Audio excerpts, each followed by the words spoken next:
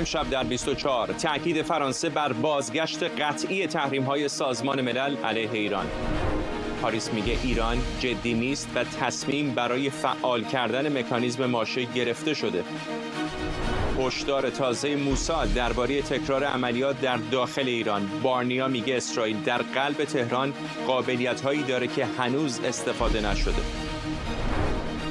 احتمال امضای توافقنامه امنیتی اسرائیل و سوریه همزمان با سفر وزیر خارجه سوریه به واشنگتن برای کاهش تحریم‌ها.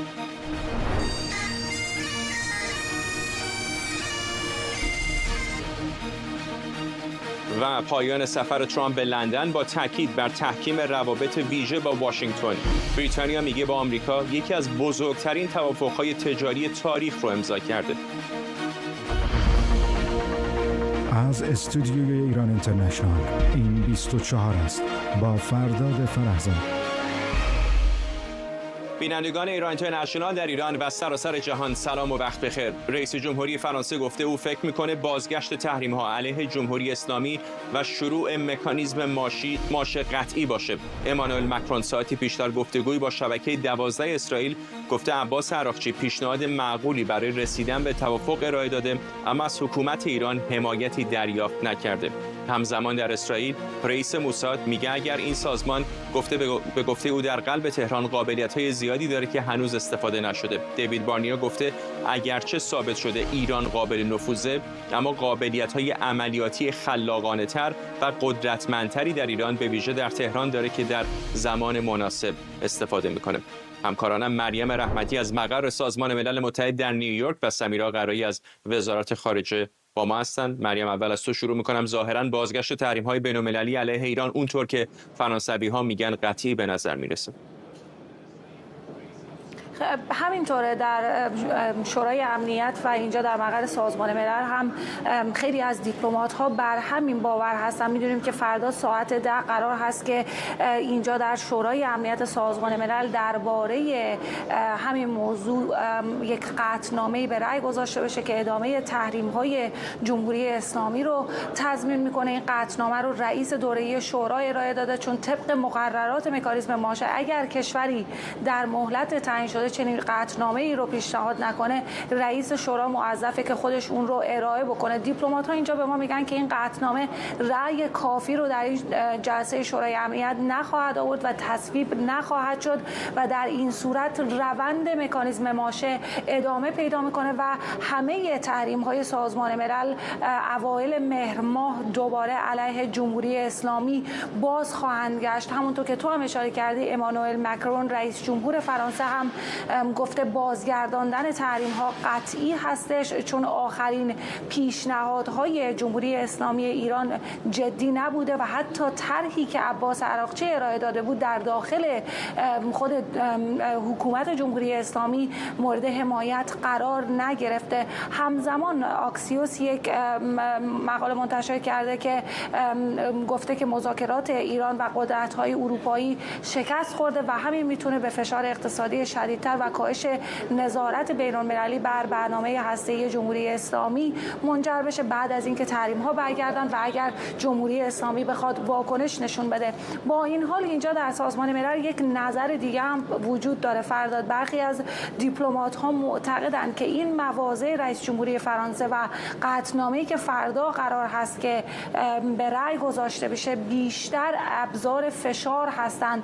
به باور اونها با حضور مقام‌های جمهوری اسلامی ایران و اروپا در نیویورک در هفته آینده که قرار هست در مجمع عمومی سازمان ملل شرکت بکنن، هنوز یک پنجره کوچیک برای مذاکره وجود داره. خیلی‌ها میگن که شاید عراقچی در حاشیه این نشست‌ها بخواد با همتایان خود در اون سمت با اروپایی‌ها گفتگو بکنه و حتی در آخرین لحظه بتونن یک قطعنامه دیگری رو به تصویب برسونن تا جلوی بازگشت تحریم‌های سازمان ملل علیه جمهوری اسلامی گرفته بشه که البته چنین احتمالی بسیار کم هستش. همزمان باید بگم که قرار هست هفته دیگه که دونالد ترامپ و نتانیاهو هم اینجا به نیویورک بیان دوباره با هم دیدار بکنن که به گفته سفیر اسرائیل که من دقایقی قبل باهاش صحبت کردم، یکی از محورهای گفتگوی دیدار ترامپ با بنیامین نتانیاهو جمهوری اسلامی خواهد بود. سفیر فرانسه دنی دنان به من گفت با اینکه ما برنامه هسته‌ای و موشکی جمهوری اسلامی رو سالها به عقب روندیم، اما اگر جمهوری اسلامی دوباره بخواد به اون سمت حرکت بکنه، اسرائیل و ایالات متحده آمریکا تردیدی نخواهند کرد که دوباره به جمهوری اسلامی ایران حمله بکنند. سمیرا، این حرفای مکرون خیلی جالبه و واقعیتش شاید تا اندازه زیادی غریب باشه که میگه پیشنهادات عباس عراقچی خیلی معقوله، اما به نظر نمیرسه که تهران طبیعتاً احتمالاً اشاره به رهبر جمهوری اسلامی چندان استقبالی از او بکنه. من نمیدونم چند تا کشور در دنیا وجود دارن که وزیر خارجهشون بره در یک جای دیگری صحبتی بکنه که پایتختش با اون موافق نباشه. همینطوره و مخصوصا جمهوری اسلامی، یعنی در ساختار جمهوری اسلامی در این سالها کی دیده و کی شنیده فرداد که وزیر خارجه بره یک حرف رو بزنه که اون حرف در بقیه بدنه حکومت مثلا مخالفانی داشته باشه و وزیر خارجه بره اون حرف رو با خارجی ها با غربی ها مطرح کرده باشه، بعد رئیس جمهوری فرانسه بیاد بگه که پیشنهاد معقولی بوده، یعنی اون چیزی که عراقچی جلوی اینها گذاشته براشون قابل قبول بوده.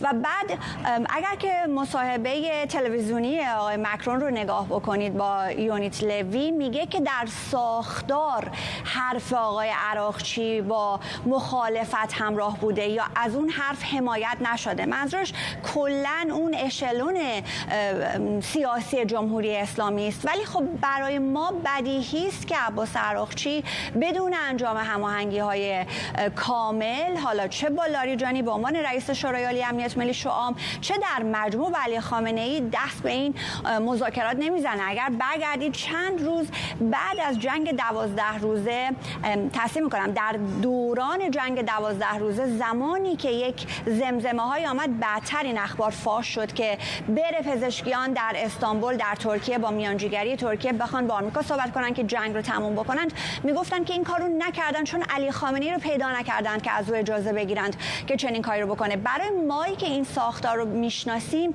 این بخش از صحبت‌های مکرون بسیار غریب هست، بسیار تعجب برانگیزه. از طرفی میتونه نشون دهنده این باشه که در واقع برملا کننده یک استراتژی جمهوری اسلامی باشه در مذاکراتی که با طرف اروپایی در پیش گرفته، که آقای عراقچی وانمود داره میکنه که او فردی است که خیرخواهه، میخواد یک راه حلی پیدا بکنه، این بحران رو حل بکنه، ولی مسئله و مشکل در جای دیگری هست.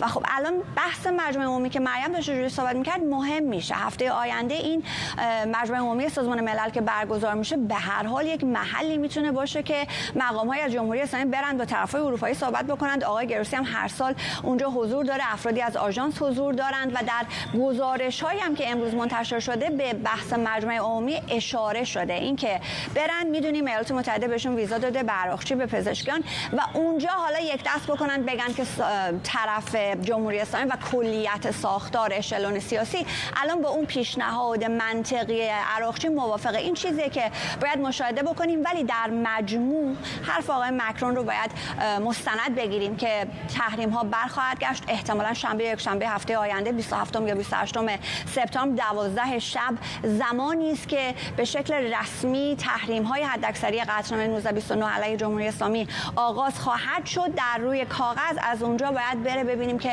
کدوم کشورها به شکل الزام آور اونها رو انجام خواهند داد و کمپانی ها به چه ترتیبی، مخصوصا کمپانی ها در منطقه در امارات متحده عربی، چگونه این تحریم ها رو به اجرا در خواهند آورد. فرداد. سمیرا و مریم، ممنونم از هر دوی شما. سمیرا قرایی در وزارت خارجه و مریم رحمتی از مقر سازمان ملل متحد در نیویورک، هر دو همکارم به نشست هفته آینده مجمع عمومی سازمان ملل اشاره کردند که در اونجا انتظار داریم دونالد ترامپ رئیس جمهوری آمریکا، بنیامین نتانیاهو نخست وزیر اسرائیل و مسعود پزشکیان رئیس جمهوری ایران هم صحبت بکنن. پوشش ویژه ایران اینترنشنال در طول هفته آینده از نیویورک زنده و مستقیم از دست ندید. بلومبرگ در گزارشی بر اساس اسناد پنتاگون نوشته ارتش آمریکا در جنگ 12 روزه اسرائیل و ایران به ارزش حدود 500 میلیون دلار موشک رهگیر تاد برای دفاع از اسرائیل در برابر حملات موشکی ایران و گروه‌های منطقه‌ای شلیک کرده. بنا به این گزارش آمریکا 100 تا 150 موشک تاد رو هم که هر کدام حدود 12 میلیون و 700 هزار دلار هزینه داره برای رهگیری صدها موشک بالستیک ایرانی در این مدت شلیک کرده. بلومبرگ نوشته آمریکا از 14 بمب سنگرشکن 30,000 پوندی و بیش از 24 موشک کروز تاماهاک برای نابود کردن تأسیسات هسته ایران هم استفاده کرده. در همین حال ساعتی پیش از ایران گزارش‌ها و ویدئوهایی از مشاهده دود و اشیاء نورانی در آسمان شهرهای سمنان، گرگان، تهران، مشهد، یزد، گناباد و نطنز منتشر شده. برخی کانال‌های وابسته به سپاه اعلام کردند این رویدادها ناشی از آزمایش موشکی بوده. معاون سیاسی امنیتی و استانداری گلستان هم گفته دود و اشیاء نورانی در آسمان به دلیل آزمایش سامانه‌های داخلیه. فرزین ندیمی پژوهشگر ارشد امور دفاعی امنیتی در مؤسسه واشنگتن از همین شهر با ماست. آقای ندیمی، در مورد همین اتفاقاتی که در فضای ایران داره اتفاق میفته اول شروع بکنیم. چه جزئیاتی میدونیم؟ دیدم گزارش‌های دیگری هم بود که مدعی شده بود شاید موشک‌های روسیه باشه. بله، خیلی هنوز مشخص نیست و مقدار گنگ این منشأ این تصاویری که ما در سوشال میدیا دیدیم و گزارش‌های مردمی که از شهرهای مختلف ایران به دست رسیده. به نظر میرسه که یک آزمایش خارجی بوده، احتمالاً روسیه ممکنه موشکی یا پرتاب ماهواره‌ای داشته. البته من هیچ گزارشی ندیدم که روسیه قرار بوده یک آزمایش موشک‌های بالستیک قاره‌پیما انجام بده یا اینکه پرتاب فضایی داشته باشه، ولی کاملاً هم بی سابقه نیست که گاهی اوقات روسیه بدون اطلاع از این کارها بکنه و این پرتاب‌ها رو انجام بده. به هر حال اگر کار روسیه باشه، به معمولا پایگاه فضایی کاپوستین یار در منطقه آستراخان وقتی که پرتاب‌هایی به سمت جنوب شرق انجام میده، به سمت سارشاگان در قزاقستان که محل معمول فرود آزمایش‌های موشکی روسیه هست، معمولا این مسیر پرتاب از قسمتی از مناطق شمالی و مرکزی ایران عبور میکنه و چون در شهرهای مختلفی این دیده شده، من احتمال میدم که میتونه منشأ پرتاب بلند خارجی بوده، چون موشک‌های قاره‌پیما رو برای اینکه در یک منطقه مورد نظر در فاصله به نسبت کم فرود بیاد باید به ارتفاع خیلی بالا پرتاب بکنه و یک قوس خیلی بلندی بزنه تا برگرده به منطقه هدفش برسه.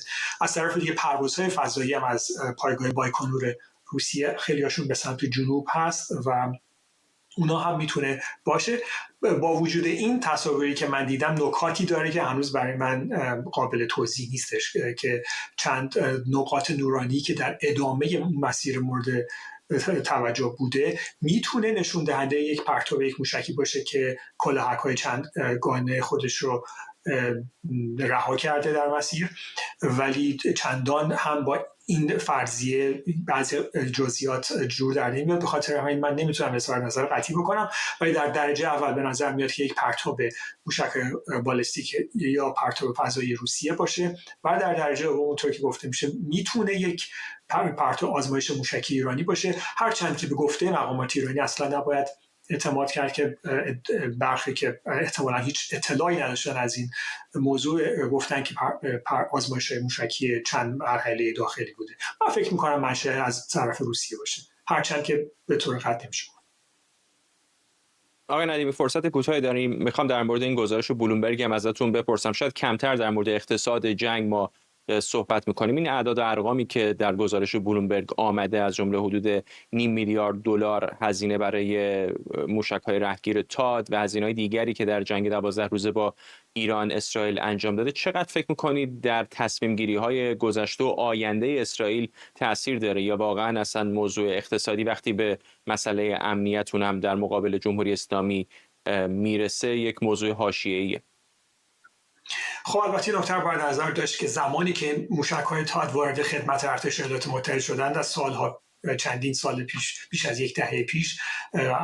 الان قیمت ها بالاتر رفته و سفارشی که الان میدن برای 500 میلیون دلار اون تعداد سرشکم بکنیم به یک موشک قیمت بالاتری نسبت به موشک‌هایی داره که همکنون در ذخایر ایالات متحده هست. طبیعتاً مسئله اقتصاد به ویژه برای کشوری مثل اسرائیل مهم هست، البته چون اسرائیل از حمایت همه جانبه ایالات متحده برخوردار هست یه مقداری از این بابت خیالش راحت‌تر هست. ولی خب در آمریکا هستن منتقدانی که میگن هزینه دفاع از اسرائیل برای آمریکا بالا هست، ولی من فکر میکنم که سنتکام بر این باور هستش که آنچه که برای دفاع از اسرائیل در منطقه مستقر شده با توجه به اهمیت استراتژیکی که اسرائیل به عنوان یک متحد آمریکا داره و تعهدی که آمریکا برای دفاع از اسرائیل و برای برتری کیفی اسرائیل نسبت به دشمنان خودش داره، این هزینه ها قابل توجیه هستش. ممنونم از شما. فرزین ندیمی، پژوهشگر ارشد امور دفاعی و امنیتی در مؤسسه واشنگتن.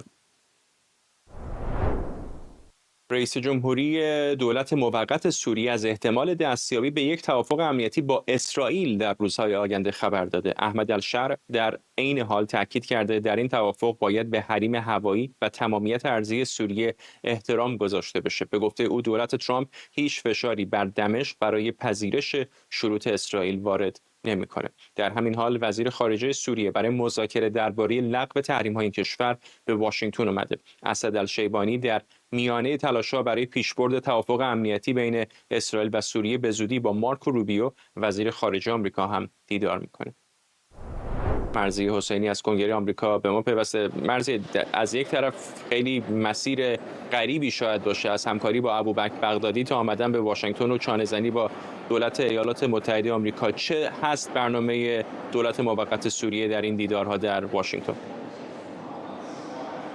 اول به این نکته اشاره کنم عجیب و جالب و حرفی که تو زدی رو سناتور ارنست هم تکرار کرده. گفته من قبلا با همین فرد در جنگ عراق وقتی من از طرف آمریکا می‌جنگیدم این فرد زیر پرچم القاعده داشت می‌جنگید و ما عملاً در میدان رزم بودیم با هم دیگه. حالا این اومده در کنگره آمریکا و قرار هست امروز در یک سنگر بشینن و صحبت بکنن. ملاقات بسیار جالبی هست. بعد از 25 سال صورت میگیره که وزیر خارجه سوریه وارد واشنگتن میشه و ملاقات دو جانبه داره با وزیر خارجه آمریکا.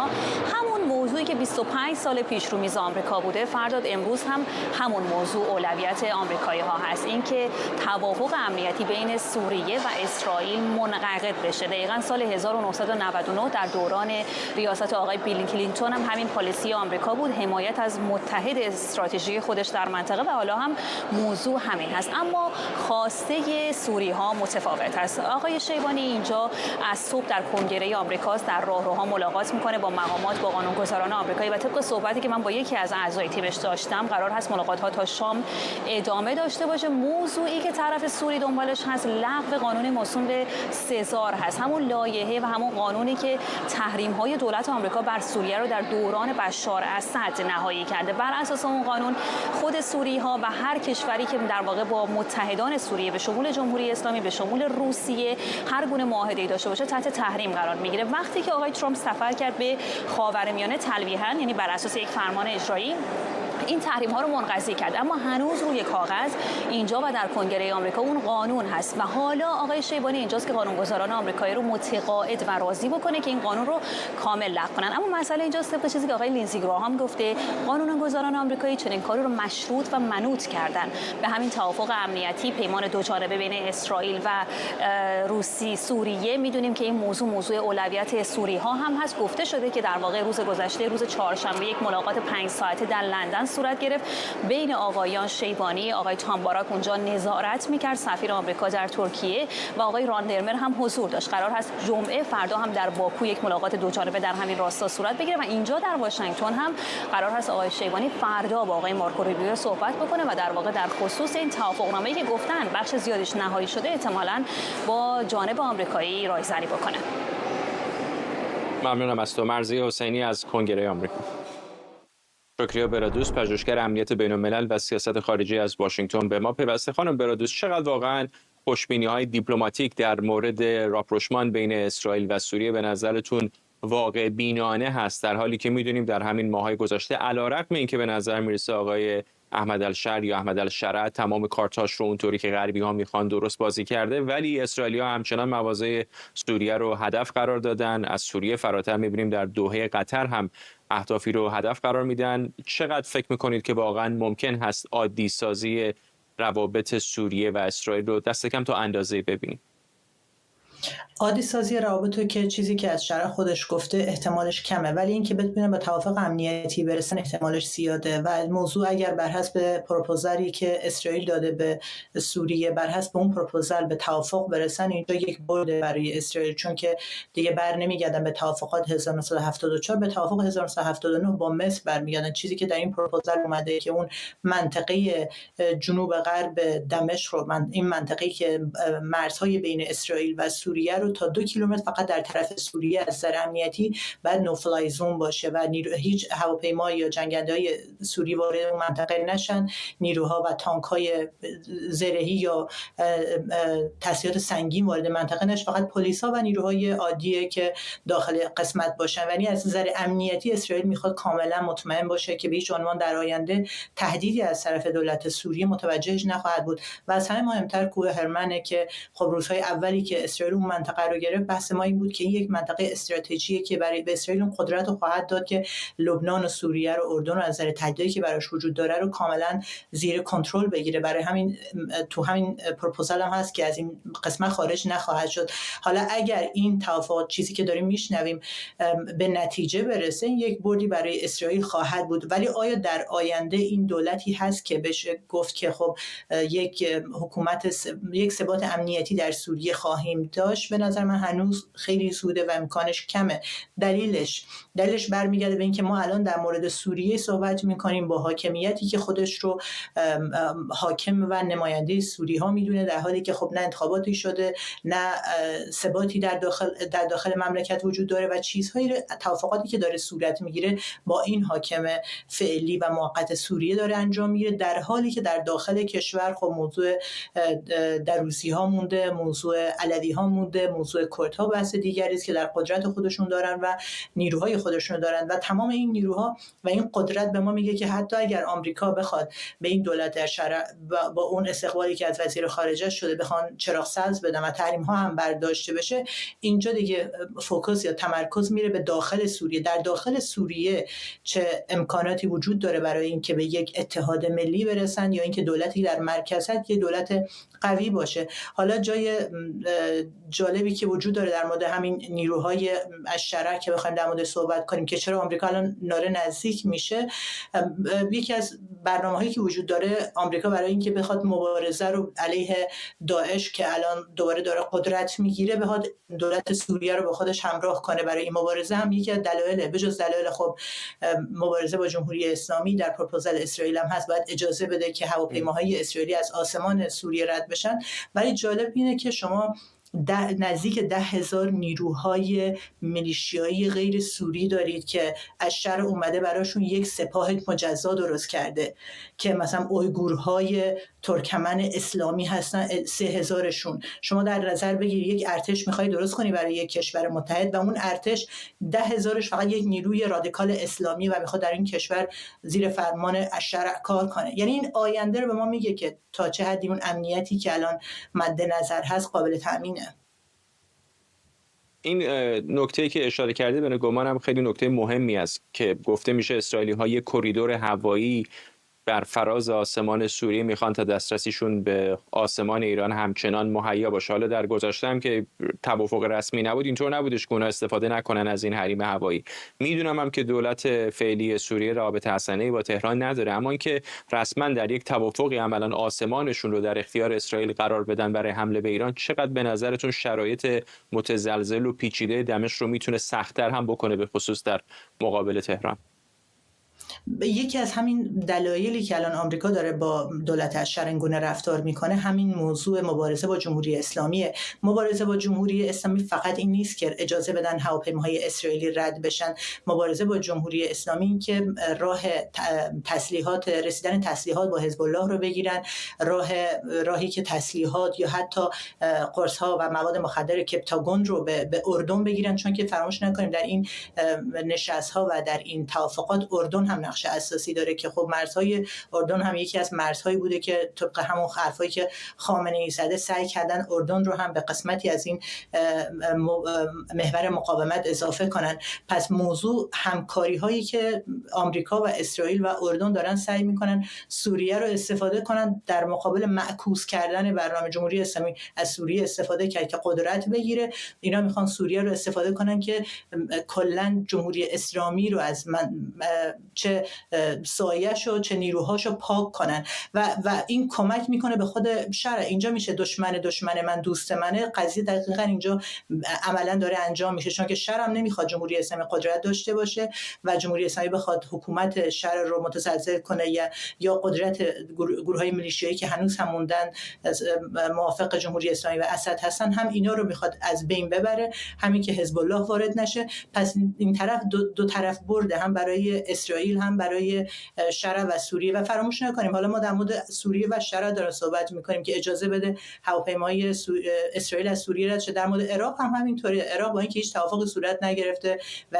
تنها کشور عربیه که برای هر ارتباطی با اسرائیل و شخص اسرائیلی از نظر قانونی یک مجازات حبس ابد هم گذاشته، ولی با این هم می‌بینیم که خب آسمان عراق هم استفاده کردن. یعنی از این طریق هم میشه گفت که برای اسرائیل راحت‌تر هم هست وقتی از آسمان سوریه رد میشه، از آسمان عراقی که حیات خلوت ایرانه همیشه استفاده کرده برای حمله به جمهوری اسلامی. ممنونم از شما. شکریه برادوس، پژوهشگر امنیت بین‌الملل و سیاست خارجی از واشنگتن. در روز پایانی سفر دونالد ترامپ به بریتانیا، رهبران دو کشور قراردادی درباره سرمایه‌گذاری در حوزه فناوری امضا کردند. کیر استارمر، نخست وزیر بریتانیا، این توافق رو بزرگترین توافق از این نوع در تاریخ بریتانیا توصیف کرده و مقامات دو کشور میگن بر اساس اون هزاران شغل و میلیاردها دلار سرمایه‌گذاری در حوزه‌های مختلف به همراه میاره.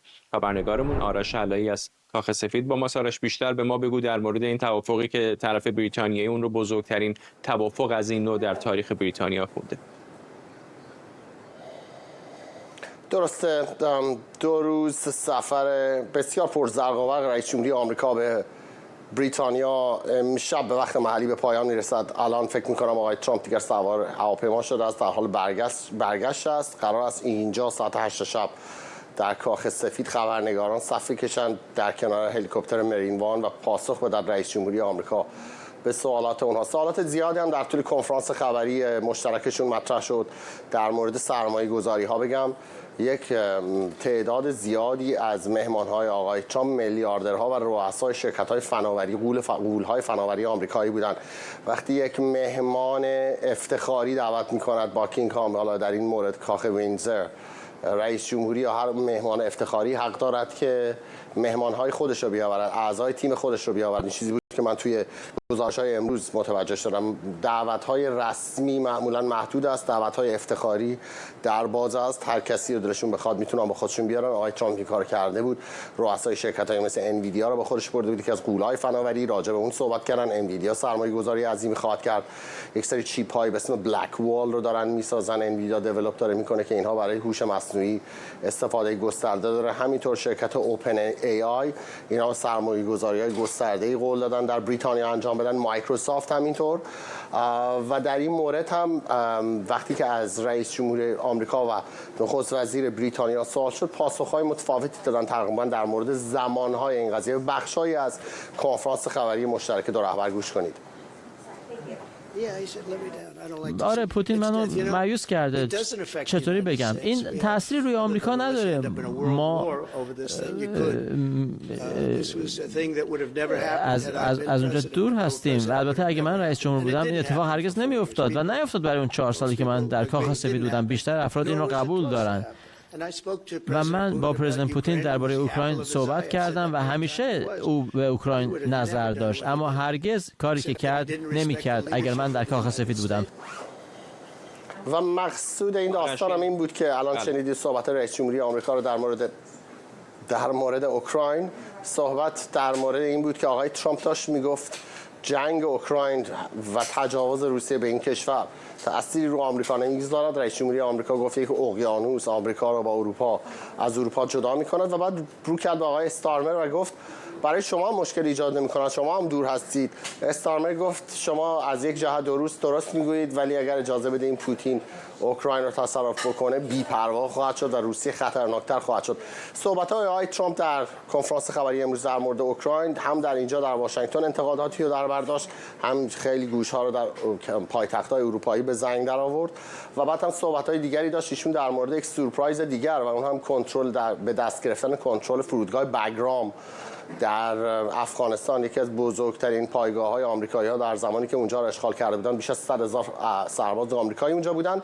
آقای ترامپ خودش گفت این خبر فوری است، ممکنه سورپرایز بشوید. معلوم نشد که این داستان رو ایشون فقط از روی یک در واقع هوس و خواستش گفته یا واقعا یک سری مذاکرات پشت پرده جریان دارد بین دولت آمریکا و طالبان برای اینکه این فرودگاه رو پس بگیرن. آقای ترامپ گفت این فرودگاه خیلی نزدیک به چین است، اونجایی که چینی‌ها دارن آزمایش‌های هسته‌ای خودشون رو انجام میدهند و از این جهت برای ایالات متحده ارزش بسیاری دارد. ممنونم از تو. آرش علایی همکارم از کاخ سفید بود. کامران متین استاد روابط بین‌الملل در دانشگاه ساسکس هم از برایتون به ما پیوسته. آقای متینی، موضوع روسیه و جنگ اوکراین گریبان آقای ترامپ رو داره ول نمی‌کنه. علیرغم همه تلاشایی که کرد، تمام کارزارهایی که قبل از انتخابات داشت، دیدارش با پوتین، می‌بینیم حتی در یک دیدار پرزرق و برق اینچنینی در بریتانیا هم خبرنگاران او رو بمباران می‌کنند با سوال در مورد سرنوشت اوکراین و نگاه آقای ترامپ در مقابل پوتین.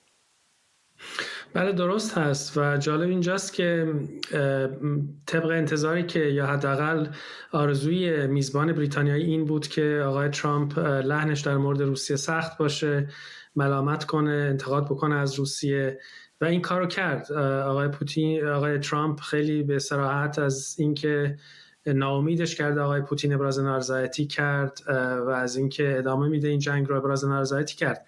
ولی واقعیت اینه که در عمل هیچ قولی یا چیزی نگفت مبنی بر این که یک کار عملی در راستای تحت فشار قرار دادن روسیه انجام بده. سوال مستقیم ازش شد ولی در مورد تحریم‌های جدید چیزی نگفت و حتی اشاره کرد که کشورهای اروپایی و هند دارن از روسیه نفت میخرن و مادامی که این نفت خریده میشه از این کشورها، دولت روسیه پول خواهد داشت که جنگ رو ادامه بده. یعنی به نوعی توپ رو آقای ترامپ دوباره انداخت در زمین اروپایی ها که شما باید اول خودتون روابطتون رو قطع بکنید به لحاظ اقتصادی، فشار بیارید و تازه بعد از اون اگر شاید آمریکا پادرمیانی میکنه. از این لحاظ دستاورد خاصی منهای اون جنبه رتوریک و به هر حال تبلیغاتی که حرف آقای ترامپ داشت و به نفع آقای استارمر بود، چیز خاصی در عرصه عملی نگفتن که انجام خواهند داد آقای ترامپ. ولی با اینکه ایدئولوژیک بالاخره آقای استارمر در طیف چپتر سیاسی قرار داره، آقای ترامپ در طیف راست، به نظر میرسه که نخست وزیر بریتانیا کم و بیش در این مدت کوتاه تونسته مانور دیپلماتیک خوبی در مقابل آقای ترامپ بده. اینطور نیست؟ یعنی از همین توافق بزرگ فناوری با واشنگتن بگیرید تا موضوع تعرفه ها تا بالاخره حفظ روابط استراتژیک با آمریکا که به خصوص الان بعد از برکزیت برای لندن خیلی هم مهمتر هست، چطور میشه ارزیابی کرد رابطه دو کشور رو؟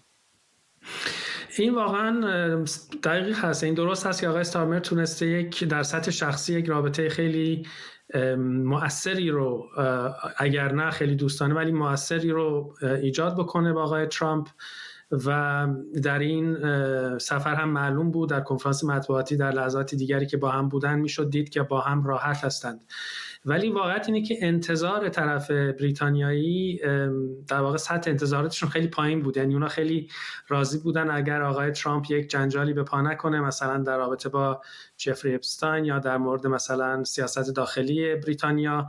فراموش نکنیم که جفری فاراج که رهبر حزب اصلاحات هست در بریتانیا و یک حزب پاپولیست دست راستی هست، رهبر این حزب از دوستان بسیار نزدیک آقای ترامپ هست و این حزب به هر حال رقیب حزب کارگر هست که در قدرت هست. یعنی با توجه به اینکه کنفرانس مطبوعاتی حدود 1 ساعت بود و هیچ کدوم از اینا رخ نداد، این به نظر من برای آقای استارمر خودش خیلی خوشایند بود. تنها چیزی که به هر حال اختلاف بین دو نفر در موردش واضح بود مسئله فلسطین بود که آقای ترامپ خیلی کوتاه ولی با صراحت گفتن که توافق ندارن با آقای استارمر در مورد ایده به رسمیت شناختن دولت فلسطینی و اینکه این قراردادهای اقتصادی که شما اشاره کردید قطعاً 200 میلیارد دلار سرمایه‌گذاری در بریتانیا خیلی مهم هست و کمک خواهد کرد به اقتصاد بریتانیا، ولی واقعیت اینه که این سرمایه‌گذاری‌ها رو در واقع صاحبان صنایع آمریکا و سرمایه‌داران عمده آمریکایی انجام دادن. یعنی این چیزی نیست که به دلیل خواست آقای ترامپ یا تعهد دولتی دولت آمریکا رخ داده باشه و در اون چیدمان ضیافت شام هم میشد دید که این سرمایه‌داران اصلی آمریکایی که مونده بودن، یکیشون مثلا رئیس شرکت بلکستون درست بغل نفر سمت در واقع چپ آقای استارمر بود. یعنی این روابط به هر حال وجود داشت، ولی خب معمولا این هیئت‌های بازرگانی همراهی میکنن رهبران کشورهای دنیا رو در سفرهای اینچنینی. ممنونم از شما. کامران متین، استاد روابط بین‌الملل در دانشگاه ساسکس. خواهش می‌کنم. تصمیم شبکه ABC آمریکا برای توقف برنامه جیمی کیمل لایو با شگفتی و انتقاد در میان چهره‌های سرگرمی و تماشاگران در آمریکا همراه شده. گفته میشه تعلیق ناگهانی این برنامه به دلیل اظهارات جنجالی جیمی کیمل درباره کشته شدن چارلی کرک، فعال سیاسی محافظه‌کار بوده. آقای کیمل در برنامه‌اش گفته بود حامیان ترامپ سعی دارن قاتل چارلی کرک رو غیر مرتبط با خودشون نشون بدن و از این ماجرا برای منافع سیاسی استفاده کنن. دونالد ترامپ ساعتی پیش هم در نشست خبری مشترکش با نخست وزیر بریتانیا گفت که کیمل به دلیل افت تماشاگران از برنامه‌اش اخراج شده. جیمی کیمل مشکلش این بود که آمارش بسیار وحشتناک بود، کسی تماشا نمی‌کرد اون شو رو و آدم با استعداد نیست و حرف بسیار بدی زد در مورد چارلی کرک. شما اسمش رو می‌خواید بذارید آزادی بیان؟ نه خیر، ایشون به خاطر بی استعداد بودن اخراج شده. آرش آرامش عقدان و کارشناس امنیت ملی از واشنگتن دی سی به ما پیوسته. آقای آرامش، خیلی ها انتقاد کردن از حرفای آقای کیمل در مورد مهاجمی که چارلی کرک رو به قتل رسون، اما اینکه یک تصمیم اینچنینی شبکه مثل ABC بگیره و او رو از برنامهش به طور کامل معلق بکنه، چقدر به نظرتون متأثر از فشارهای دولتی بوده، به خصوص با توجه به اینکه می‌دونیم ABC درگیر یک تراکنش‌های تجاری هم هستش که نیاز به تأییدیه دولتی داره؟ شما دقیقاً زدید توی خال. من به این نکته خواهم رسید و نکته سومم خواهد بود. 3 نکته رو میخوام بگم. نکته اول با این شروع کنم که این کنسل کردن ها از چپ شروع شد. طیف مترقی یا چپ یا پروگرسیو یا لیبرال توی این مملکت ساله که آنچه رو که خودش خوشش نمیاد کنسل میکنه. من در مورد آزادی بیان که صحبت میکنم 2 وجه رو کاملا شنوندگان و بینندگان در نظر بگیرن. یه موقع شما 2 بازیگر خصوصی هستن، یک 2 شخص خصوصی هستن، 2 کمپانی خصوصی هستن، دولت هیچ نقشی نداره، اون هر کاری بخوام با هم بکنن میتونن بکنن. ولی دولت و حکومت، اون چیزی که متمم یک قانون اساسی گارانتی میکنه، عدم دخالت دولت در صحبت و در آزادی بیان و در آزادی کرداره.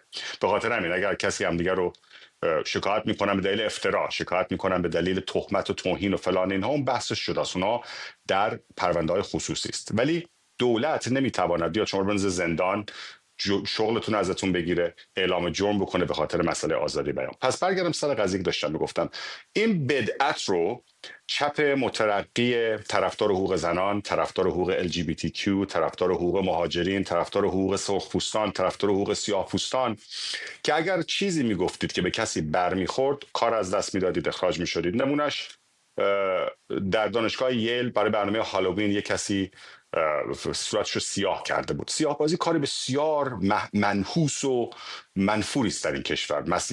مسخره کردن بخشی از تاریخ بسیار خونین بردهداری است. اما آزادی بیانه، میدونید، جرم نیست. یا مثلا اگر کسی اومد به شوخی یا به مزاح حرفی رو میزد، میوردن حتی برنامه کمدی اون رو کنسل میکردن. پس این نکته اول در نظر داشته باشید که این اتفاقات از اونجا شروع شده. یعنی الان چپ و لیبرال ها و قول جنبش مترقی که خیلی از این قضیه ناراحته، یک روزی با همین چوب همه رو میزد. من نمونه‌ام بهتون بگم، آقای بود به اسم دان آیمس، یکی از